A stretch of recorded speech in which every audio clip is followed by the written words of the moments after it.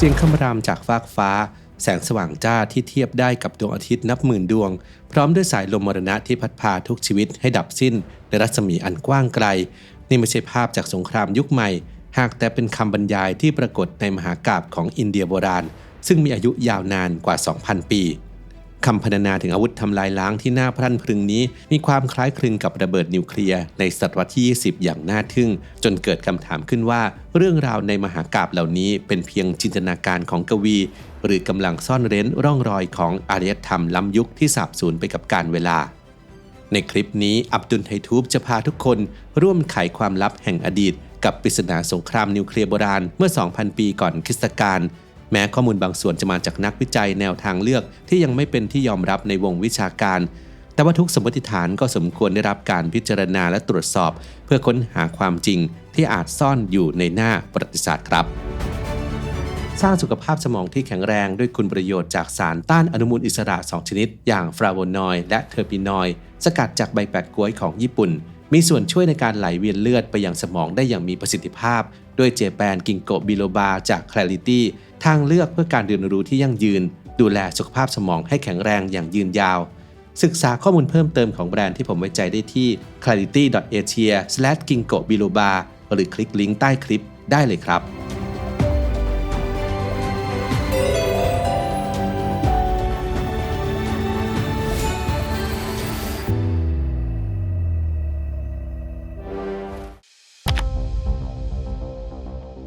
สงครามทุ่งคุรุเกษตรคือเหตุการณ์สำคัญในมหากาพย์มหาภารตะที่บอกเล่าการต่อสู้ระหว่างสองตระกูลเพื่อแย่งชิงบัลลังก์แห่งหัสตินาปุระได้แก่ฝ่ายปานดบนำโดยอรชุนและฝ่ายเการบนำโดยทุรโยธสงครามครั้งนี้เกิดขึ้นเมื่อหลายพันปีก่อนณบริเวณที่ปัจจุบันคือรัฐฮารานายาในประเทศอินเดียแม้การรบจะกินเวลาเพียง18 วันแต่ตามบันทึกในมหากาพย์กลับมีผู้เสียชีวิตมากถึง 1,660 ล้านคนโดยมีผู้รอดชีวิตเพียง12 คนซึ่งรวมถึงพระกฤษณะและพี่น้องปานดบทั้ง 5จุดสนใจสำคัญของสงครามครั้งนี้อยู่ที่อาวุธลึกลับนามว่าบราหมณัสตราซึ่งถูกกล่าวขานว่าเป็นอาวุธอันศักดิ์สิทธิ์และทรงพลังจนไม่มีสิ่งใดต้านทานได้ทั้งยังจำกัดให้ใช้ได้เฉพาะวีรบุรุษผู้มีจิตใจบริสุทธิ์เท่านั้นมหากาพย์ได้บรรยายอานุภาพของบราหมณัสตราว่าเมื่อถูกปล่อยออกไปมันได้สร้างการระเบิดที่เจิดจรัสราวดวงอาทิตย์หมื่นดวงศพผู้คนถูกเผาไหม้จนไม่อาจระบุตัวตนได้เส้นผมและเล็บหลุดร่วงภาชนะดินเผาแตกสลายโดยไร้สาเหตุฝูงนกแปรเปลี่ยนเป็นสีขาวอาหารปนเปื้อนภายในเวลาไม่กี่ชั่วโมงและทั้งมนุษย์กับสัตว์ต่างก็เป็นหมันไปอีกยาวนานคำบรรยายดังกล่าวมีความคล้ายคลึงอย่างน่าทึ่งกับผลกระทบจากกัมมันตภาพรังสีของระเบิดนิวเคลียร์ที่ฮิโรชิมาและนางาซากิทำให้นักวิจัยบางคนรวมถึงนักเขียนอย่างเอริช ฟอนเดนิเคนผู้เขียนหนังสือ Chariots of the Gods ตั้งข้อสังเกตว่าบราหมณัสตราอาจจะไม่ใช่เพียงจินตนาการของกวีแต่เป็นหลักฐานของเทคโนโลยีขั้นสูงที่สูญหายไปจากประวัติศาสตร์สงครามครั้งนี้ยังเป็นฉากหลังของภควคีตาบทสนทนาเชิงปรัชญาอันลึกซึ้งระหว่างอรชุนและพระกฤษณะที่ได้ทิ้งปริศนาไว้ว่ารายละเอียดในมหากาพย์มหาภารตะและรามายณะอาจกำลังบ่งชี้ถึงการใช้อาวุธทำลายล้างสูงซึ่งคล้ายคลึงกับอาวุธนิวเคลียร์ในโลกยุคใหม่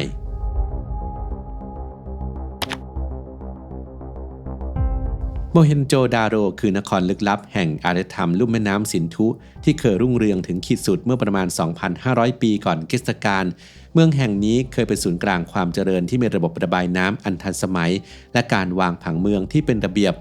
แต่แล้วอารยธรรมที่ยิ่งใหญ่นี้กลับล่มสลายลงอย่างฉับพลันทิ้งไว้เพียงปริศนาที่ยังคงไร้คำตอบนักโบราณคดีทั่วโลกได้พยายามค้นหาสาเหตุการล่มสลายโดยตั้งสมมติฐานไว้หลายประการไม่ว่าจะเป็นอุทกภัยครั้งใหญ่แผ่นดินไหวหรือการรุกรานจากศัตรูที่นำไปสู่การสังหารหมู่แต่หลักฐานที่ชัดเจนยังคงเลือนรางจากการขุดค้นระหว่างปี 1922 ถึง 1931 พบโครงกระดูกมนุษย์เพียง 37 โครงบางโครงอยู่ในท่าทางผิดปกติเช่นนอนคว่ำหน้าหรือจับมือกันซึ่งบ่งชี้ถึงการเสียชีวิตอย่างกระทันหันโดยเฉพาะ2โครงกระดูกที่พบบนบันไดราวกับกำลังพยายามหลบหนีจากบางสิ่งอย่างไรก็ตามหลักฐานเพียงเท่านี้ไม่สามารถสรุปได้ว่าเกิดการสังหารหมู่อีกทั้งยังไม่พบร่องรอยของป้อมปราการที่ถูกเผาอาวุธหรือร่างของนักรบในชุดเกราะทำให้ข้อสันนิษฐานเรื่องของการรุกรานยังคงขาดน้ำหนัก แล้วอะไรคือสาเหตุที่แท้จริงของโศกนาฏกรรมครั้งนี้ทฤษฎีนี้มีความซับซ้อนยิ่งขึ้นเมื่อนักวิจัยอย่างเดวิด ดาเวนพอร์ตซึ่งใช้เวลากว่า 12 ปีศึกษาอักษรฮินดูโบราณและหลักฐานในพื้นที่ได้เสนอแนวคิดที่น่าสนใจไว้ในหนังสือ Atomic Destruction in 2000 BC ของเขาเปิดเผยว่าวัตถุที่พบในบริเวณดังกล่าวดูเหมือนจะถูกหลอมละลายจนกลายเป็นแก้วจากความร้อนสูงถึง 1,500 องศาเซลเซียสก่อนจะเย็นตัวลงอย่างรวดเร็วบริเวณใจกลางเมืองยังปรากฏพื้นที่คล้ายศูนย์กลางการระเบิดซึ่งกินรัศมีกว้างประมาณ 50 หลาทุกสิ่งในบริเวณนั้นตกผลึกและหลอมรวมเข้าด้วยกันและเมื่อห่างจากศูนย์กลางออกไป 60 หลาอิฐที่อยู่ด้านหนึ่งก็หลอมละลายซึ่งบ่งชี้ถึงการระเบิดที่ให้ความร้อนสูงเกินกว่าที่เพลิงไหม้ทั่วไปจะทำได้นอกจากนี้ในหนังสือ Riddles of Ancient Historyกอบอฟสกี้ได้รายงานการค้นพบโครงกระดูกมนุษย์อย่างน้อย1โครงที่มีระดับกัมมันตภาพรังสีสูงกว่าปกติถึง50เท่าเดวิด ดาเวนพอร์ตยืนยันว่าสิ่งที่พบในโมเฮนโจดาโรนั้นสอดคล้องกับสิ่งที่เกิดขึ้นที่นางาซากิและฮิโรชิมาอย่างยิ่งและนี่อาจจะเป็นหลักฐานของเทคโนโลยีขั้นสูงที่ถูกลืมเลือนไปปัจจุบันปริศนาการล่มสลายของโมเฮนโจดาโรยังคงเป็นสิ่งที่ท้าทายความเข้าใจของเราว่าเมืองแห่งนี้ถูกทำลายโดยภัยพิบัติการรุกรานหรืออาจจะเป็นพลังงานบางอย่างที่เกินกว่าจินตนาการของมนุษย์ยุคปัจจุบันเจโรเบิร์ต ออปเพนไฮเมอร์ผู้อำนวยการโครงการแมนฮัตตันและบิดาแห่งระเบิดปรมาณูไม่ได้เป็นเพียงนักฟิสิกส์แต่ยังเป็นนักปราชญ์ผู้หลงใหลในอารยธรรมตะวันออกเขาได้ศึกษาภาษาสันสกฤตภายใต้การดูแลของศาสตราจารย์อาร์เธอร์ W. ไรเดอร์ที่มหาวิทยาลัยแคลิฟอร์เนียเบิร์กลีย์แม้เพื่อนร่วมงานบางคนจะมองว่าความสนใจในภาษาโบราณของเขาเป็นเรื่องแปลกประหลาดแต่ฮาโร เอฟ เชอร์นิสกลับเห็นว่าสิ่งนี้สอดคล้องกับบุคลิกของออปเพนไฮเมอร์ผู้ที่มีรสนิยมชื่นชอบในสิ่งลึกลับและซับซ้อนโดยเฉพาะอย่างยิ่งความสนใจที่เขามีต่อภควคีตาคัมภีร์ศักดิ์สิทธิ์ของศาสนาฮินดูซึ่งเป็นส่วนหนึ่งของมหากาพย์มหาภารตะ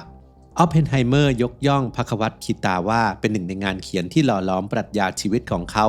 แต่สิ่งที่น่าสนใจยิ่งกว่าคือความเชื่อของเขาเกี่ยวกับอาวุธที่ปรากฏในมหากาพย์โดยเฉพาะบรามาสตราที่เขาตั้งข้อสังเกตว่าอาจไม่ใช่แค่จินตนาการแต่เป็นร่องรอยของอาวุธนิวเคลียร์ในอดีตการในวันที่ 16 กรกฎาคม ปี 1945 ณ สถานที่ทดสอบทรินิตี้รัฐนิวเม็กซิโกขณะที่แสงแห่งการทำลายล้างของระเบิดนิวเคลียร์ลูกแรกสว่างวาบขึ้นออปเพนไฮเมอร์ได้กล่าวถ้อยคำจากภควคีตาว่าบัดนี้ข้าพเจ้าได้กลายเป็นความตายผู้ทำลายล้างโลกยิ่งไปกว่านั้นเมื่อมีนักข่าวถามเขาว่าระเบิดที่ทดสอบในโครงการแมนฮัตตันเป็นระเบิดนิวเคลียร์ลูกแรกที่เคยถูกจุดขึ้นหรือไม่ออปเพนไฮเมอร์กลับตอบเพียงว่าในยุคสมัยใหม่นี้ใช่คำตอบที่คลุมเครือของเขาชวนให้สงสัยว่าเขาอาจเชื่อว่าอาวุธนิวเคลียร์เคยถูกใช้งานมาแล้วในอดีตอันไกลโพ้น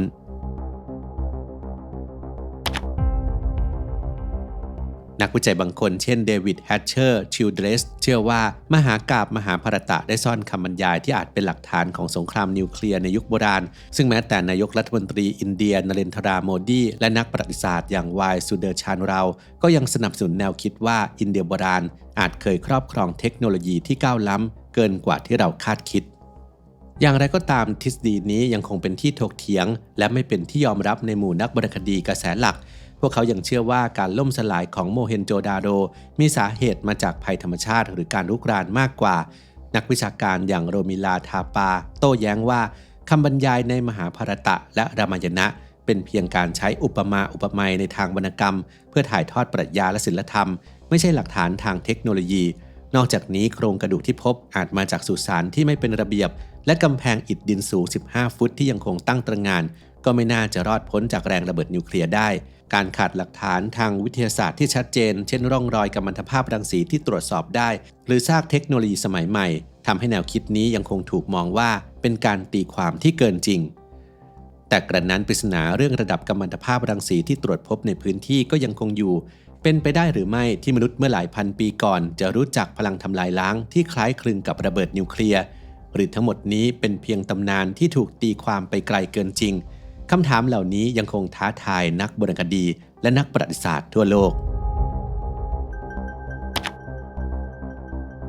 สงครามกูรุเกษตรในมหาภารตะและการกล่าวถึงอาวุธอย่างบรามาสตราในรามายณะ มีคำบรรยายที่คล้ายคลึงกับผลกระทบของอาวุธนิวเคลียร์สมัยใหม่ซึ่งนำไปสู่การตีความว่าอาจมีเทคโนโลยีขั้นสูงในอินเดียโบราณหลักฐานที่ถูกหยิบยกขึ้นมาอ้างเช่นการหลอมละลายของวัตถุที่โมเฮนโจดาโรและระดับรังสีที่ผิดปกติในโครงกระดูกได้จุดประกายให้เกิดการถกเถียงอย่างกว้างขวางอย่างไรก็ตามนักวิชาการส่วนใหญ่ยังคงปฏิเสธแนวคิดนี้เนื่องจากการขาดหลักฐานทางวิทยาศาสตร์ที่ชัดเจนและมองว่าคำบรรยายในคัมภีร์เป็นเพียงการใช้ภาษาเชิงเปรียบเทียบในวรรณคดีเท่านั้นกระนั้นก็ตามมหาภารตะได้กล่าวถึงแม่น้ำสรัสวตีที่แห้งเหือดไปซึ่งต่อมาภาพถ่ายดาวเทียมได้ยืนยันว่าแม่น้ำสายนี้เคยมีอยู่จริงในอดีตเช่นเดียวกับเมืองทวารกาที่จมอยู่ใต้น้ำซึ่งก็มีการค้นพบหลักฐานทางวรรณคดีใต้น้ำในอ่าวคัมพัทหรืออ่าวแคมเบหลักฐานเหล่านี้บ่งชี้ว่ามหาภารตะซึ่งเป็นมหากาพย์ที่ยาวกว่าคัมภีร์ไบเบิลถึง7เท่าอาจมีรากฐานมาจากเหตุการณ์ทางประวัติศาสตร์จริงในบางส่วนก็เป็นได้